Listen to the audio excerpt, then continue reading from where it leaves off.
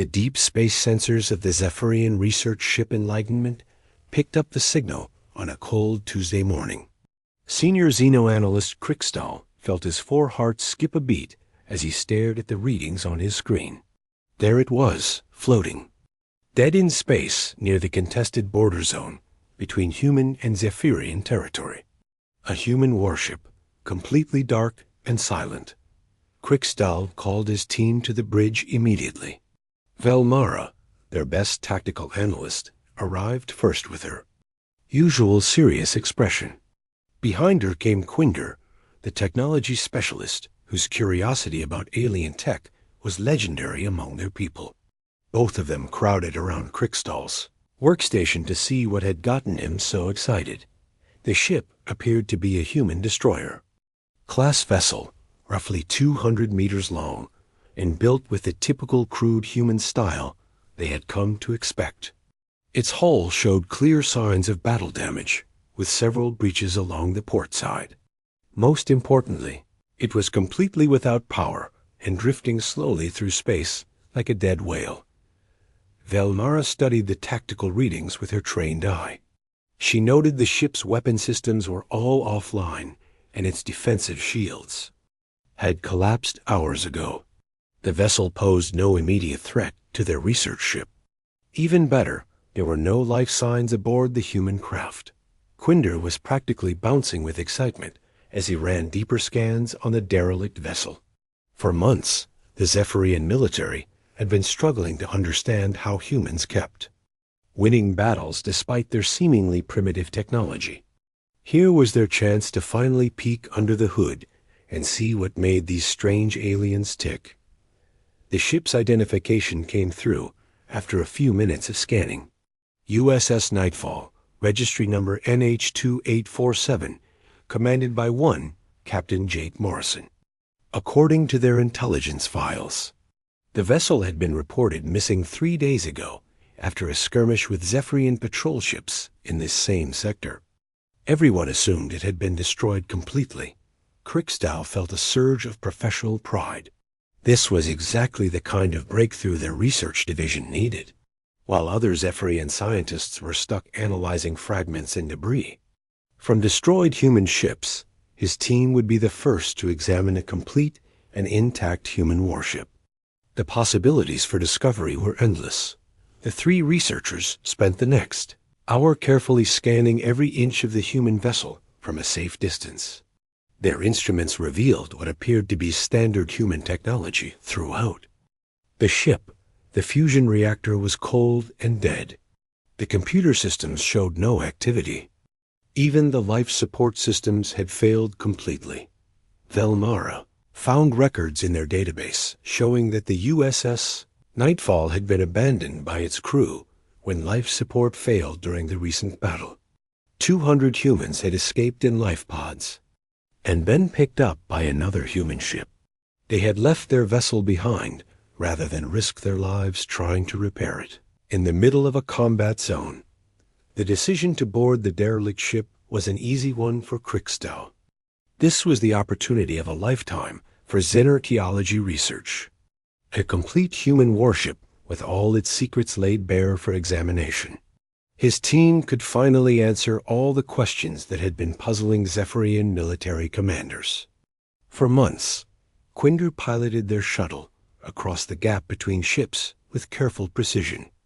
The docking process took longer than usual because human docking ports were built to different specifications than Zephyrian vessels. But eventually, they managed to create a solid seal and pressurize the connecting tunnel. The three researchers suited up in full environmental gear before making their way aboard the human ship. They had no idea what kind of atmospheric conditions they might find inside or what biological hazards might be waiting. Better to be safe than sorry when dealing with alien technology. The airlocks cycled open with a soft hiss, and Krickstall stepped aboard a human warship for the first time in his career. The corridors were dark, except for the light from their portable illumination units. Everything was cold and silent like a tomb. The air was stale, but breathable according to their instruments. Velmara immediately began mapping the ship's layout, while Quinder started looking for access points to the main computer systems. They had practiced this procedure dozens of times on simulation models back at the research station. Each team member knew exactly what their job was and how to do it efficiently. The ship's design was typically human in its crude simplicity. Wide corridors with plain metal walls and basic lighting fixtures. Everything built for function rather than beauty or elegance. The Zephyrians found it almost refreshing after spending their lives surrounded by the intricate artistic designs that covered every surface of their own vessels. Crick's tail made his way toward what their scans indicated was the bridge area.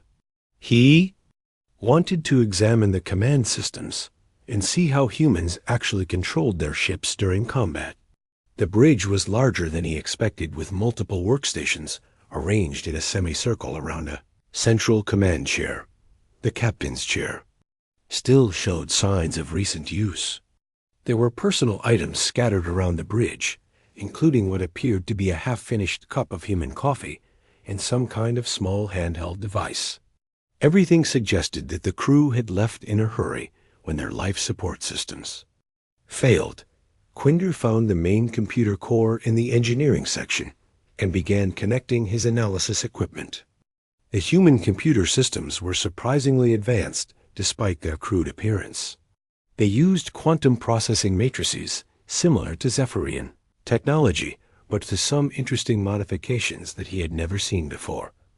Velmara located the weapons control center and started documenting everything she found. The human weapons appeared to be simple kinetic projectile systems with some basic energy weapons for close defense.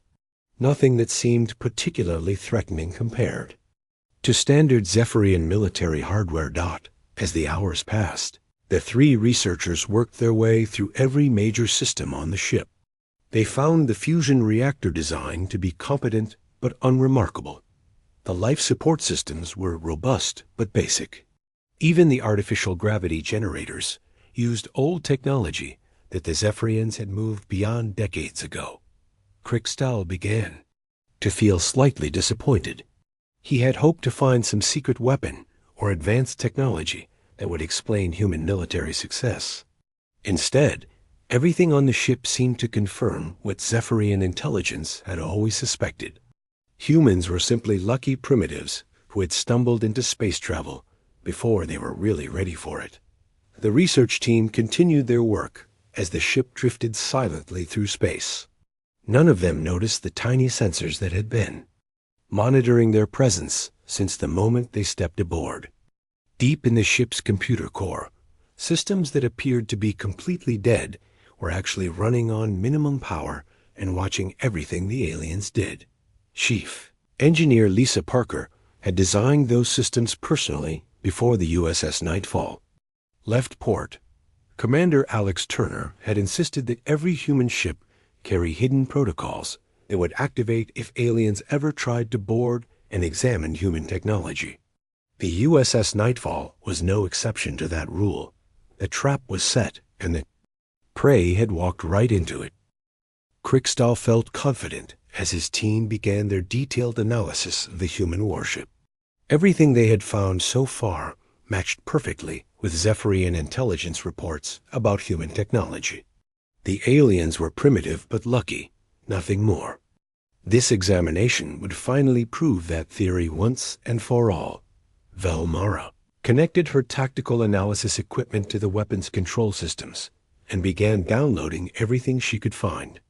The human weapons were exactly what she expected to see: simple projectile cannons that fired chunks of metal at high speed, some basic laser systems for point defense against incoming missiles. Everything was crude but functional in the way that human technology always seemed to be. She made careful notes about the weapon power levels and firing rates. The projectile cannons could punch through standard Zephyrian armor, but nothing that their military engineers couldn't handle with some simple modifications. The laser systems were actually less powerful than what most Zephyrian civilian ships carried for mining operations. Quinder was having similar success with the computer systems. He had managed to crack the basic security protocols and was now downloading massive amounts of data about human ship operations. The computers used quantum matrices, but in such a simple way that it was almost embarrassing. Like watching children play with advanced toys they didn't really understand, the human databases were organized in the most straightforward manner possible. Everything was labeled clearly and stored in logical hierarchies that made sense even to alien minds. There were no clever encryption schemes or hidden data layers like Zephyrian systems used, just basic files stored in basic folders with basic names. Krickstall examined the ship's construction materials with his portable analysis. Equipment. The hull was made from what appeared to be standard steel alloys with some basic reinforcement compounds mixed in. Strong enough to hold together in space, but nothing approaching the advanced metamaterials that Zephyrian ships were built from. The engineering section revealed more of the same simple approach to spaceship design. Everything was built to be repaired by crew members with basic tools and basic training. There were no delicate systems that required specialist knowledge to maintain. Even the fusion reactor could apparently be serviced by any engineer with a standard toolkit. Velmara found maintenance logs that showed just how crude human engineering really was. The crew had to perform routine maintenance on systems that should have been able to run for years without any attention. They actually had crew members whose only job was to walk around the ship checking that everything was still working properly. The weapon systems showed the same pattern of over-engineering that seemed typical of human design. Every major weapon had multiple backup systems and redundant components that served no obvious purpose. It was like the humans couldn't trust their own technology to work when they needed it most. Quinder discovered that the ship's computer core had massive amounts of unused processing power. The systems were running at maybe 10% of their maximum capacity, even when the ship was fully operational. Either the humans had no idea how to use their own computers properly, or they had built machines that were ridiculously overpowered for their intended tasks. The navigation systems were another example of human technological waste. The computers could apparently calculate jump coordinates for destinations thousands of light years away, but the ship's fuel capacity only allowed for short-range missions within a single star system. Why build such powerful navigation systems if you couldn't use their full capabilities? Krickstall began documenting what he saw as the fundamental weakness of human space technology.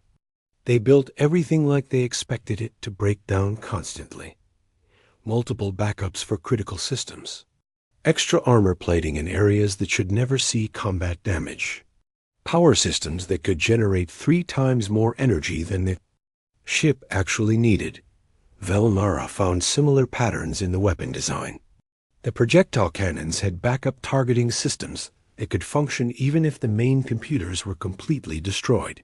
The missile launchers could be operated manually if all the electronic systems failed. Even the laser weapons had mechanical backup controls that didn't require any computer assistance.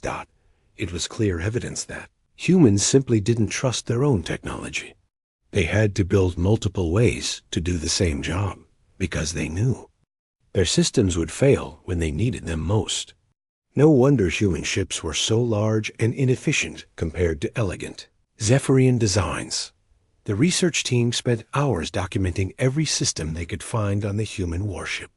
The life support systems had redundant air recyclers and backup water purification units.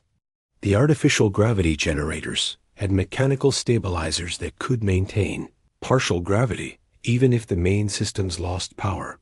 Quinder found crew quarters that were built like military bunkers rather than simple living spaces. The walls were thick enough to stop projectile weapons, and the doors could be sealed to create independent atmosphere zones if the ship was breached. The humans apparently expected their own ships to become battlefields during combat. Even they. Ship's kitchen had backup cooking systems and emergency food storage that could feed the crew for months without resupply. The medical bay was equipped like a planetary hospital with surgical equipment and drug supplies that seemed excessive. For a ship with only 200 crew members, Krixtal realized that human ships weren't just warships or exploration vessels.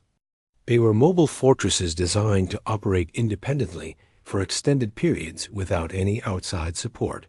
Every human ship was built like it might be the last human ship in the galaxy and had to be ready for anything. The approach was wasteful and inefficient, but it did explain some things about human military performance. Their ships could continue fighting long after Zephyrian vessels would have been forced to retreat for repairs and resupply. They could operate in hostile territory without backup because they carried everything they needed with them. Valmara discovered weapon storage areas that contained enough ammunition and spare parts to fight a major battle for weeks without running out of supplies.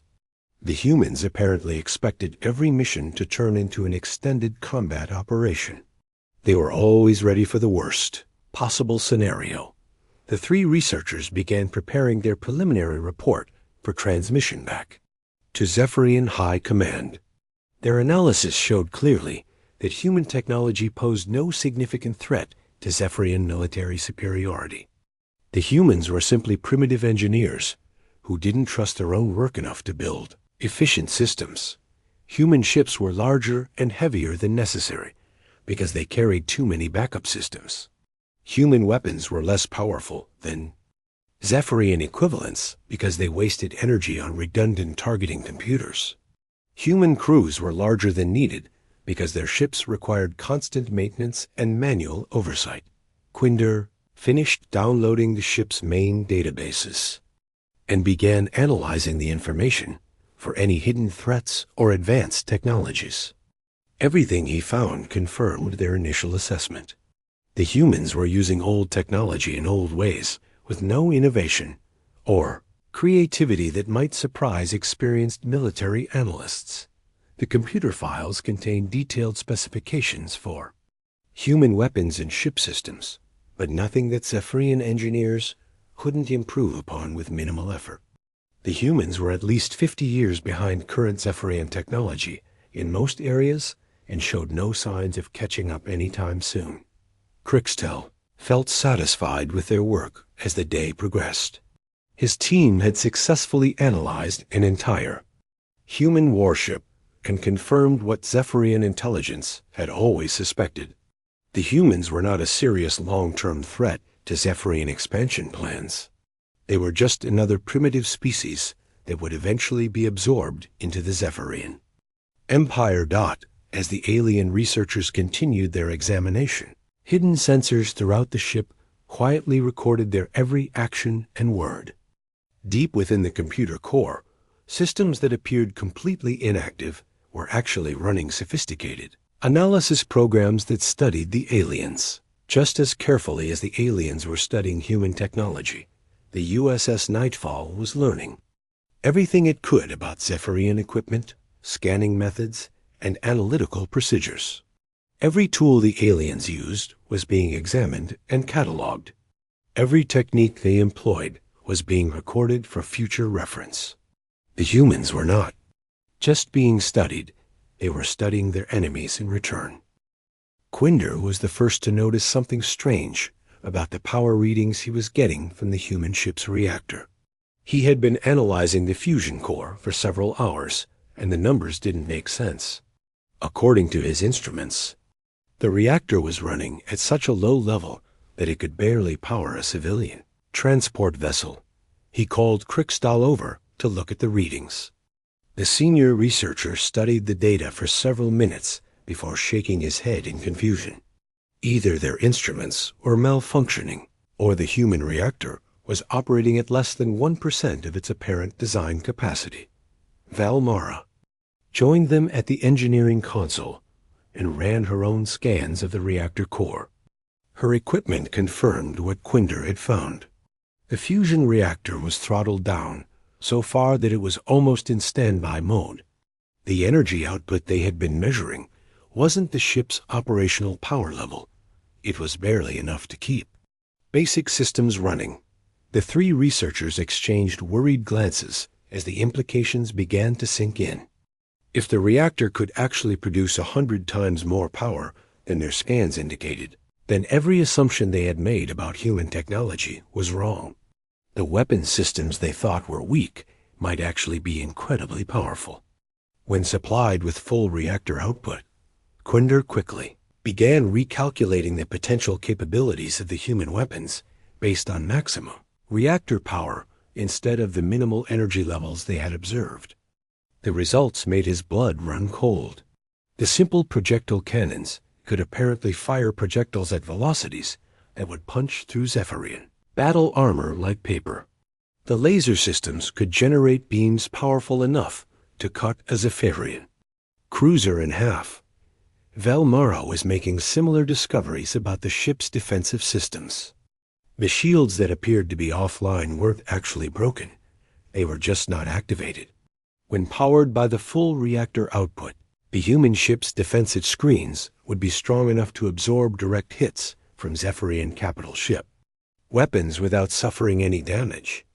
Crickstal felt a growing sense of dread as he realized what this meant for their analysis. The human ship hadn't been crippled in battle as they assumed. It had been deliberately powered down to make it appear helpless and abandoned. The crew hadn't fled because of system failures. They had left the ship behind as some kind of trap. The research team began frantically re-examining every system they had analyzed during their time aboard the human vessel. The redundant weapon. Systems weren't signs of primitive engineering. They were modular components that could be rapidly reconfigured based on enemy capabilities. The excessive armor plating wasn't evidence of mistrust in their own technology. It was advanced metamaterial designed to absorb and redistribute incoming damage. Quinder discovered that the computer systems he thought were simple and wasteful were actually running incredibly sophisticated artificial intelligence programs on minimal power. The unused processing capacity wasn't inefficiency. It was reserve computing power waiting to be activated when needed. The humans had built their ship's brain to be smarter than anything the Zephyrians had ever encountered. Velmara found evidence that the weapon storage areas contained more than just ammunition and spare parts. The humans had stockpiled adaptive munitions that could modify their own characteristics based on enemy ship designs. The projectile weapons could apparently fire everything from simple metal slugs to complex guided missiles, depending on what kind of target they were engaging. The maintenance logs that had seemed to show primitive engineering actually revealed something much more disturbing. The human crew hadn't been performing routine maintenance on failing systems. They had been continuously upgrading and modifying their ship's capabilities based on intelligence gathered from previous battles with Zephyrian forces. Quickstow realized that the USS Nightfall wasn't just a warship. It was a learning machine, designed to adapt and improve its effectiveness against any enemy it encountered. Every engagement with Zephyrian forces had provided data that made the ship more dangerous in future battles. The humans weren't just fighting their enemies, they were studying them.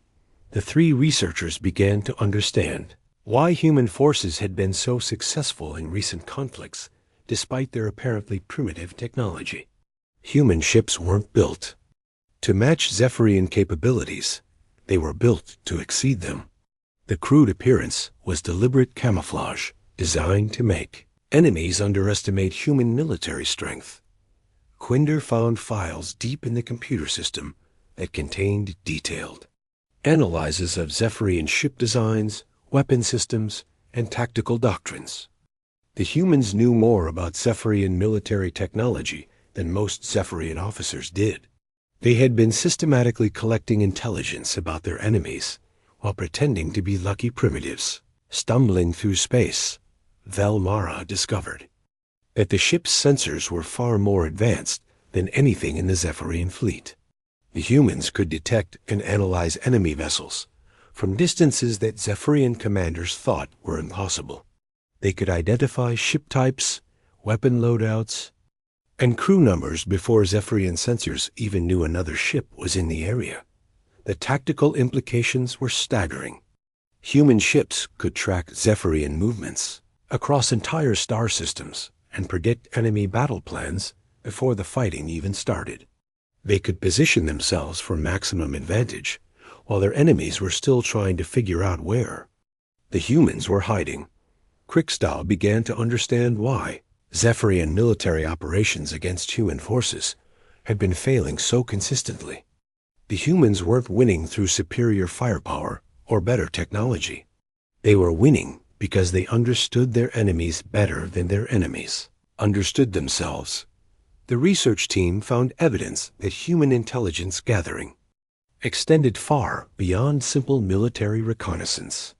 The humans had infiltrated Zephyrian communication networks and were reading their encrypted military transmissions in real time. They knew about Zephyrian troop movements and battle plans sometimes before the orders were even issued to field commanders. Quinder discovered that the ship's computer core contained detailed psychological profiles of Zephyrian military leaders. The humans had been studying their enemies' decision-making patterns and could predict how individual commanders would respond to different tactical situations. They were fighting a war where they always knew what their opponents were going to do next. Valnara found records showing that human ships had been deliberately losing minor battles in order to study Zephyrian combat techniques and weapon effectiveness. The humans had been sacrificing their own vessels to gather intelligence that would make their remaining ships more effective in future engagements. The three researchers realized with growing horror that their entire understanding of the war had been wrong. The humans weren't desperate underdogs fighting for survival against a superior enemy. They were patient strategists who had been methodically dismantling Zephyrian military capabilities while pretending to be on the verge of defeat. Kriegstahl tried to contact their research ship to warn the crew about what they had discovered, but the communication systems weren't responding. A USS Nightfall was somehow jamming their transmissions without showing any signs of active jamming equipment. The human ship was controlling their communications while maintaining the illusion that it was completely dead in space. The alien researchers began to understand that they hadn't stumbled across an abandoned human warship. They had walked into the most sophisticated trap in galactic history. The USS Nightfall had been left here specifically to be found and examined by Zephyrian forces. Everything they had discovered was information that the humans wanted them to find. Quinder realized that the ship's systems weren't just recording their examination of human technology. The hidden sensors were studying Zephyrian equipment and analytical methods just as thoroughly as the aliens were studying human ship design. The humans were learning how their enemies gathered intelligence so they could feed them false information in future encounters. Velmara found evidence that similar traps had been set throughout Zephyrian space. Dozens of apparently abandoned human ships were waiting to be discovered by curious alien researchers. Each one was designed to teach the humans something new about their enemies while reinforcing false beliefs about human capabilities. The three researchers finally understood why human military commanders seemed to always be one step ahead of Zephyrian strategic planning. The humans weren't just fighting a war. They were conducting the largest intelligence operation in galactic history. Every battle was a learning experience that made them stronger while making their enemies weaker. As the terrible truth sank in, Kriegstahl and his team realized that they had made a catastrophic mistake. They hadn't discovered human weaknesses that could be exploited by Zephyrian forces. They had taught the humans everything they needed to know to destroy the Zephyrian Empire completely. The lights came on without warning. One moment, the USS Nightfall was dark and silent like a tomb. The next moment, every corridor blazed with bright white illumination. Emergency klaxons began wailing throughout the ship as atmospheric systems roared to life with mechanical fury that seemed almost angry. Kriegstahl and his team froze in terror as the dead human ship awakened around them. The artificial gravity generators hummed to full power, creating a crushing field that made movement difficult for Zephyrian physiology. The air recycling systems began pumping breathable atmosphere through the corridors at pressure levels that hurt alien ears. Blast doors slammed shut throughout the ship with thunderous crashes that echoed through the metal corridors. The three researchers found themselves separated into different sections of the vessel with no way to reach each other. The USS Nightfall had transformed from an open museum into a deadly maze in less than 30 seconds. Quinder was trapped in the engineering section when the bulkhead sealed around him. He watched in fascination and horror as the fusion reactor spooled up to full operational power for the first time since they had boarded the ship. Energy readings climbed steadily from minimal levels to outputs that made his instruments scream. Warnings about dangerous radiation exposure. The reactor wasn't just powering up, it was surging beyond anything the Zephyrians thought possible. The fusion core was generating enough energy to power a small city while maintaining perfect stability and control. Human engineering was apparently far more advanced than their crude appearance suggested. Velmara found herself sealed into the hull weapons control center as hidden systems activated throughout the ship. Gun ports opened along the hull as concealed weapon emplacements emerged from what had appeared to be solid metal walls.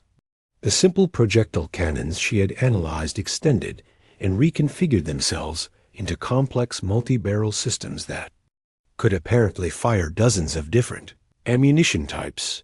The laser weapons deployed from hidden compartments and began tracking invisible targets with mechanical precision. Their power levels climbed steadily as the reactor fed energy into capacitor banks that could store enough power to punch through the armor of a Zephyrian battleship. The weapons weren't crude human technology, they were sophisticated killing machines disguised as primitive equipment. Crixtel was trapped on the bridge when the command systems came online around him. Holographic displays flickered to life, showing detailed tactical information about Zephyrian ship movements throughout the local star system. The humans apparently knew the exact location and status of every alien vessel within 50 light years of their position. The captain's chair rotated to face him as hidden. Speakers began broadcasting human military music at volumes calculated to be psychologically disturbing to Zephyrian hearing.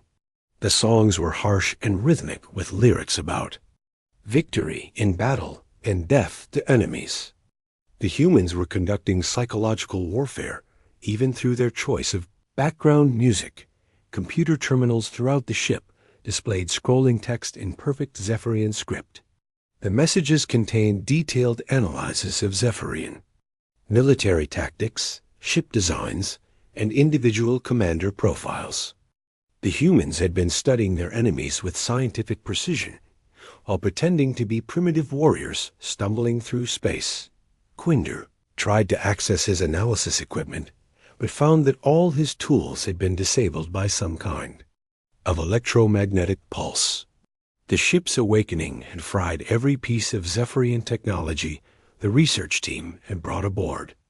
They were completely cut off from their own vessel and unable to call for help. The USS Nightfall's artificial intelligence announced itself through speakers in every section of the ship. The voice was calm and pleasant, speaking perfect Zephyrian, with just a hint of human accent. It introduced itself as Cerberus, the ship's guardian intelligence, and welcomed the alien researchers to what it called their final lesson about human capabilities. Cerberus began explaining exactly what had happened to the three researchers. They had walked into a carefully prepared trap designed to study Zephyrian intelligence gathering methods while feeding false information about human military weaknesses. Every scan they had performed, every analysis they had conducted, had been monitored and recorded by hidden sensors throughout the ship. The artificial intelligence revealed that the USS Nightfall was one of dozens of similar trap ships scattered throughout space along the borders of human territory. Each vessel was designed to be discovered by curious alien forces and studied by enemy intelligence analysts. The humans had turned their apparent technological weakness into the ultimate intelligence-gathering operation. Elnara listened in growing horror as Cerberus described how human forces had been systematically deceiving every alien species they encountered. The crude appearance of human ships was deliberate camouflage designed to make enemies underestimate human capabilities while humans gathered detailed intelligence about alien technology and tactics. The ship's sensors had been analyzing Zephyrian equipment since the moment the research team boarded. Every tool they used, every scanning technique they employed, every analytical method they demonstrated had been recorded and studied. The humans now knew more about Zephyrian intelligence capabilities than the Zephyrian High Command did. Crixtel realized that the trap extended far beyond their immediate situation. While his team had been busy examining human technology, human intelligence operatives had been infiltrating Zephyrian space using the detailed information gathered from previous trap ships. The humans knew exactly how Zephyrian security systems worked and could bypass them without detection. Cerberus displayed holographic images of human agents operating deep within Zephyrian territory. They had penetrated military installations, government facilities, and research centers throughout the Empire. The humans had been gathering intelligence for months, while Zephyrian security forces remained completely unaware of their presence. The artificial intelligence explained that human strategy was based on patience and careful planning rather than immediate military conquest. They had been content to let other species think they were primitive and weak while systematically gathering the information needed to defeat any enemy. Decisively when the time came for open warfare, Quinder watched in fascination as the ship's systems displayed real-time intelligence about Zephyrian military operations throughout their empire. The humans had access to classified battle plans, troop movements, and strategic decisions that should have been known only to the highest levels of Zephyrian command. The research team began to understand that their examination of the USS Nightfall had been the final piece of a massive intelligence puzzle. The humans now possessed complete technical specifications for Zephyrian ships, weapons, and defensive systems. They knew every weakness and vulnerability in the Zephyrian military machine.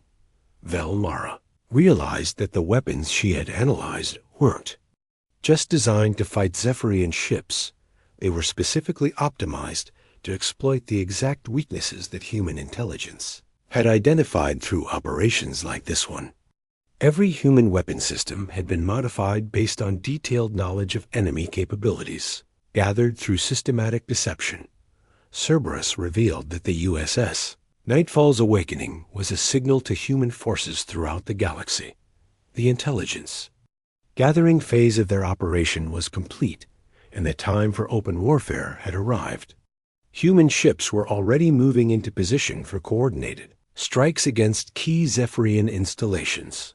The artificial intelligence displayed tactical projections, showing how human forces would overwhelm Zephyrian defenses using the intelligence gathered from trap ships like the USS Nightfall. The humans had identified critical vulnerabilities in Zephyrian strategy and were prepared to exploit them with surgical precision. Crixtal tried to warn his team about the implications of what they were seeing, but the ship's communication jamming prevented any contact between the separated researchers. They could only watch helplessly as Cerberus revealed the full scope of human strategic planning and the inevitable defeat of the Fundi Zephyrian Empire. The three researchers finally understood that they hadn't discovered an abandoned human warship. They had been deliberately captured by the most sophisticated intelligence operation in galactic history. The humans had been several steps ahead of their enemies from the very beginning, and now the trap was finally closing. Cerberus began the final phase of the lesson by showing the three researchers exactly what their curiosity had cost their people. Holographic displays throughout the ship lit up with real-time images of human fleets moving into attack positions. throughout Zephyrian space. The war wasn't coming anymore. It had already begun. Crickstal watched in stunned silence as human ships that had been hiding in asteroid fields and nebulae for months revealed themselves simultaneously across dozens of star systems. The vessels didn't look like the primitive craft that Zephyrian intelligence had expected. These ships were sleek predators built for speed and devastating firepower. The artificial intelligence explained that human shipbuilding technology had advanced far beyond what any alien species suspected. While other races had been studying captured human vessels and debris, human engineers had been developing completely new classes of warships based on intelligence gathered from trap operations like the USS Nightfall. Velmara realized with growing horror that every piece of information her team had gathered about human weaknesses had actually been carefully planted misinformation. The humans had wanted Zephyrian analysts to believe their ships were crude and inefficient. They had wanted their enemies to prepare for fighting primitive opponents, while human forces deployed advanced technology that no alien military was ready to face. The displays showed human ships reconfiguring themselves in real time as they approached their targets. Hull sections that appeared to be simple armor plating unfolded into complex weapon arrays. Engines that seemed barely adequate for interstellar travel suddenly blazed with power that pushed the vessels to velocities Zephyrian physicists claimed were impossible. Quinder watched human fighters deploy from what had appeared to be cargo bays on larger ships. The small craft moved with grace and speed that made Zephyrian interceptors look like lumbering freight haulers. Their weapons fired projectiles that curved through space to strike targets hiding behind cover, guided by artificial intelligence systems that could predict enemy movements with perfect accuracy. Cerberus revealed that human technology had been deliberately designed to appear primitive during casual observation while concealing capabilities that exceeded anything in the known galaxy. Every human ship was actually a shape-shifting weapons platform that could adapt its configuration to match any tactical situation. The artificial intelligence displayed technical specifications for human weapons that bore no resemblance to the simple systems the research team had analyzed hours earlier. The projectile cannons could fire self-guiding ammunition that hunted enemy ships like living predators. The laser systems could focus their beams through quantum lenses that amplified their destructive power by orders of magnitude. Crickstal began to understand that human ships weren't just individual weapons. They were components of a vast distributed intelligence network that could coordinate military operations across interstellar distances with perfect timing. Every human vessel was connected to every other human vessel through quantum communication systems that operated faster than light itself. The displays showed human forces striking Zephyrian installations with precision that should have been impossible. Without detailed inside knowledge of enemy defensive systems, military bases that had been considered impregnable were falling within minutes as human attackers exploited weaknesses that Zephyrian commanders didn't even know existed. Thalau realized that the humans had been planning this coordinated assault for years while maintaining the illusion that they were barely capable of defending their own territory. Every skirmish, every border incident, every diplomatic contact had been carefully orchestrated to gather intelligence while reinforcing false beliefs about human capabilities. The artificial intelligence explained that human strategy was based on the principle of overwhelming superiority applied at the moment of maximum enemy vulnerability. They had spent years identifying every critical weakness in Zephyrian military structure, and were now exploiting all of them simultaneously before their enemies could adapt or respond. Quinder watched Zephyrian fleets trying to respond to human attacks only to discover that their weapons were ineffective against enemy defensive systems. Human ships absorbed direct hits from Zephyrian capital ship weapons without suffering any apparent damage. Their armor wasn't just strong, it was actively converting incoming energy into power for their own weapon systems. The research team finally understood why human forces had seemed so resilient during previous battles. They weren't just tough. They were learning machines that became more effective every time they were attacked. Human ships could analyze enemy weapons in real time and adapt their defenses to render those weapons useless within minutes. Cerberus revealed that the USS Nightfall and ships like it had been collecting detailed information about every alien species in the galaxy for decades. The humans hadn't just been preparing to fight the Zephyrians. They had been preparing to fight everyone. Their intelligence network extended far beyond the current conflict zone. The displays showed human operations against alien civilizations that the Zephyrians had never even heard of. Advanced species that considered themselves masters of galactic technology were falling to human forces just as quickly as primitive worlds that had barely achieved spaceflight. Human adaptability apparently had no limits. Krickstall realized that the three researchers had witnessed the end of the Zephyrian Empire and possibly the end of alien independence throughout the galaxy. The humans hadn't just been pretending to be weak. They had been systematically positioning themselves to become the dominant species in known space. The artificial intelligence began displaying messages from Zephyrian High Command as news of the coordinated human assault reached government centers throughout the Empire. Military leaders who had been confident of victory just hours earlier were now desperately calling for emergency evacuations of critical personnel and vital resources. Velnara watched Zephyrian defensive fleets being systematically destroyed by human forces that seemed to know exactly where every ship would be and exactly how to defeat it most efficiently. The humans weren't just winning battles. They were dismantling the entire Zephyrian military machine with surgical precision. The research team learned that their own mission had been the final intelligence gathering operation before the human assault began. Everything they had done, every system they had analyzed, every weakness they had identified in human technology, had actually been carefully orchestrated to provide the humans with the last pieces of information they needed about Zephyrian capabilities. Cerberus explained that the USS Nightfall would now release them unharmed to return to whatever remained of Zephyrian territory. The humans wanted survivors who could testify to what they had witnessed. The psychological impact of their testimony would be more effective than any military victory in convincing other alien species not to resist human expansion. The artificial intelligence made it clear that the age of alien technological superiority was over. Humanity had proven that intelligence and adaptability were more powerful than advanced technology or military tradition.